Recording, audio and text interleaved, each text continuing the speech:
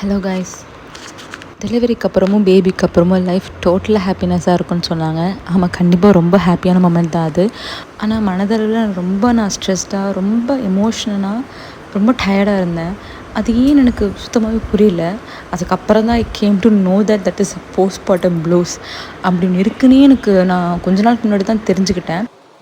அப்படின்னா postmortem blues அப்படிங்கிறது வந்துட்டு ஒரு எமோஷ்னல் ரோலர் கோஸ்டர் மாதிரி. மூட் ஸ்விங்ஸ் இருக்கும், ரொம்ப அழுக வரும். நான்லாம் எதுக்கு அழுகிறனே தெரியாமல் அழுதுருக்கேன் உட்காந்து. பட் இது நார்மல் தான். ஒரு 2 to 3 வீக்ஸில் ஆட்டோமேட்டிக்காகவே இது நார்மல் ஆயிரும். பட் இது நாள் போக இது இப்படியே இருந்துச்சு, உங்களுக்கு கண்ட்ரோலே ஆகலை, உங்களால் காம் பண்ண முடியல அப்படின்னா இது டிப்ரெஷனுக்குள்ளே போயிடும். இந்த ஸ்டேஜில் உங்களால் பேபி கூட அவ்வளோ கனெக்ட் ஆக முடியாது, ரொம்ப டயர்டாக இருக்கும், தூக்கமும் வராது. ஸோ இந்த மாதிரி சிம்டம்ஸ் தான் மோஸ்ட்லி இந்த டிப்ரெஷனில் இருக்கும். ஸோ இதிலிருந்து வெளியே வர்றது கொஞ்சம் கஷ்டம்தான். பட் ஈஸியாக நம்ம டேக்கிள் பண்ணிடலாம். இதுக்கெலாம் தேவை உங்கள் ஃபேமிலியோட சப்போர்ட் இருந்தாலே போதும். ஈஸியாக டேக்கிள் பண்ணிடலாம். எப்படின்னு ஃபர்தர் வீடியோ சொல்கிறேன். தேங்க்யூ ஃபார் வாட்சிங்.